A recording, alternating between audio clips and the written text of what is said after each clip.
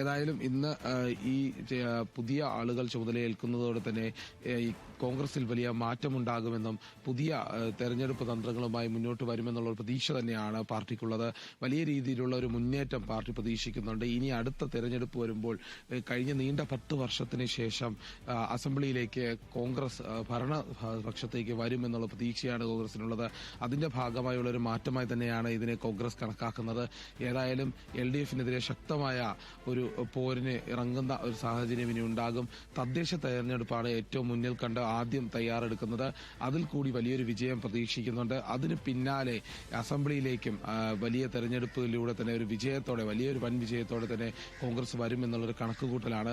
ഇതിന്റെ ഭാഗമായി തന്നെയാണ് അടൂർ പ്രകാശിനെ UDF കൺവീനറായി നിയമിക്കുകയും അതോടൊപ്പം സണ്ണി ജോസഫ് MLA KPCC പ്രസിഡന്റായി തീരുമാനിക്കുകയും ചെയ്തിരിക്കുന്നത്. ഏതായാലും ഇതിന്റെ ഭാഗത്ത് തന്നെ വലിയ ശക്തമായ ഒരു വളർച്ചയാണ് കോൺഗ്രസിനുണ്ടാകുന്നത് എന്നുള്ളൊരു കണക്കുകൂട്ടലാണ് പാർട്ടിക്കുള്ളത്.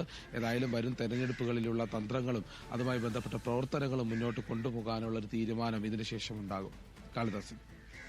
വിഷ്ണു, ഈ അധ്യക്ഷ സ്ഥാനത്തേക്കുള്ള ചർച്ചകളിലൊക്കെ ഏറ്റവും അധികം ഉയർന്നു കേട്ടിരുന്ന മറ്റൊരു പേര് കൂടിയാണ് ആന്റോ ആന്റണി MP-യുടെ പേരുകൂടി. അതിനുശേഷം വലിയ രീതിയിൽ പാർട്ടിക്കുള്ളിലും ആന്റോ ആന്റണിക്കെതിരെ വിമർശനം ഉയർന്നൊരു സാഹചര്യമൊക്കെ ഉണ്ടായി. പിന്നീട് ആ ഒരു പേര് അല്ലെങ്കിൽ അധ്യക്ഷ സ്ഥാനത്തേക്ക് സണ്ണി ജോസഫിലേക്ക് എത്തുന്നൊരു സാഹചര്യമൊക്കെ കടന്നിരിക്കുന്നു. അതിനുശേഷം ആന്റോ ആന്റണി MP ചില ഒളിയമ്പുകളൊക്കെ എയ്യുന്ന ഒരു സാഹചര്യമൊക്കെ ഉണ്ടായിരുന്നു. എന്തായാലും ഇന്നത്തെ ചടങ്ങിന് ശേഷമുള്ള ആന്റോ ആന്റണിയുടെ പ്രതികരണം കൂടിയായിരിക്കും ജനങ്ങളും അതോടൊപ്പം തന്നെ നമ്മളെല്ലാം കാത്തിരിക്കുന്നത് എന്ന് തോന്നുന്നു, അല്ലേ? ഏതായാലും കോൺഗ്രസിന്റെ ഭാഗത്ത് ഇത്തരത്തിലുള്ള ഒരു അഭിപ്രായ വ്യത്യാസങ്ങൾ അതൊരു പതിവ് ഘടന തന്നെയാണ്. സാധാരണഗതിയിൽ നേരത്തെയും പലതവണയുള്ള ഘട്ടങ്ങളിലുള്ള തെരഞ്ഞെടുപ്പുകളായാലും അതോടൊപ്പം തന്നെ സീറ്റ് തർക്കങ്ങളായാലും എല്ലാത്തിലും നിറഞ്ഞു നിൽക്കുന്ന ഒരു സ്വാഭാവികത ഇവിടെ കാണുന്നുണ്ട്.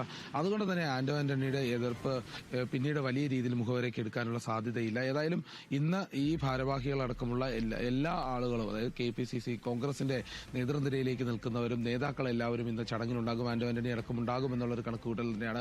ഏതായാലും ചടങ്ങിന് ശേഷം വിവിധ പ്രതികരണങ്ങൾ ഇതിന്റെ ഭാഗമായി ഉണ്ടാകും. ഏതായാലും വലിയ രീതിയിലുള്ള ഒരു നേതൃനിരയിലെ മാറ്റം തന്നെയാണ് കോൺഗ്രസ് പ്രതീക്ഷിച്ചത്. അത് തന്നെയാണ് ഇപ്പോൾ സംഭവിച്ചിരിക്കുന്നത്. ഇനി മുന്നോട്ടുള്ള പ്രവർത്തനത്തിന് ഏകീകരിച്ച് നിൽക്കുക എന്നുള്ള ഒരു ലക്ഷ്യം തന്നെയായിരിക്കും ഇവർ മുന്നോട്ട് വയ്ക്കുക. ഇന്ന് ഏതായാലും ഈ ചടങ്ങിന് ശേഷം വലിയ രീതിയിലുള്ള പ്രതികരണങ്ങൾ നേതാക്കളിൽ നിന്നും ഇന്ന് ചുമതലയേൽക്കുന്നവരിൽ നിന്നുമൊക്കെ ഉണ്ടാകും. അതിന്റെ ഒരു പശ്ചാത്തലത്തിൽ നോക്കുകയാണെങ്കിൽ തീർച്ചയായിട്ടും കോൺഗ്രസിന് ഇനി ഒരു മാറ്റം ഉണ്ടാകണം. ഒന്നിച്ചു നിൽക്കേണ്ട ഒരു ഘട്ടമായി എന്നുള്ളൊരു സൂചന തന്നെയാണ് കാണുന്നത്. ഇനി തെരഞ്ഞെടുപ്പുകൾ വളരെ അടുത്തെത്തിക്കൊണ്ടിരിക്കുകയാണ്. ഈ ഒരു ഘട്ടത്തിൽ ഏതായാലും ഇനി എതിർപ്പുകൾക്ക് പ്രത്യേകിച്ച് ഒരു കാര്യം ഉണ്ടാകുമെന്ന് തോന്നുന്നില്ല. പക്ഷേ എന്നാലും ഈ ഒളിയമ്പുകൾ ചെയ്യുന്നതും അതോടൊപ്പം തന്നെ അതുമായി ബന്ധപ്പെട്ട പിന്നിൽ നിന്നുള്ള പ്രവർത്തനങ്ങളും എല്ലാം കോൺഗ്രസിന്റെ ഭാഗമായി സ്വാഭാവികമായി ഉണ്ടാകുന്നതാണ്. ഏതായാലും ഇന്ന് നടക്കുന്ന ചടങ്ങിന് ശേഷം വിവിധ നേതാക്കൾ പ്രതികരിക്കാനുള്ള സാധ്യത വളരെ മുന്നിൽ കാണുന്നുണ്ട്. കോൺഗ്രസിന് ഇനി മുന്നോട്ടുള്ള വളർച്ചയെക്കുറിച്ചുള്ള ചർച്ചകളും ഇനി ഇതിന്റെ ഭാഗമായി നടക്കും. തീർച്ചയായും വിഷ്ണു, എന്തായാലും ഇന്ന് 9:30 ഈ ചടങ്ങുകളെല്ലാം ആരംഭിക്കുകയാണ്. പുതിയ അധ്യക്ഷൻ ചുമതല ഏൽക്കുകയാണ്.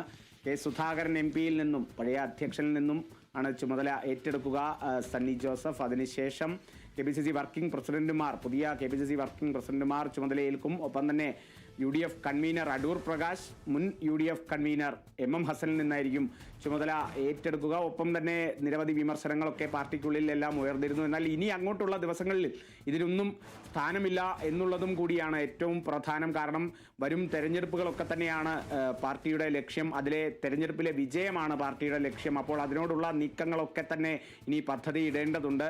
എന്തായാലും വിഷ്ണു കരുണാകരനാണ് വിവരങ്ങൾ തന്നത്. വിഷ്ണു, മറ്റൊരു വാർത്തയുടെ കൂടി വിശദാംശങ്ങളിലേക്ക് അല്ലെങ്കിൽ മറ്റൊരു വാർത്തയുടെ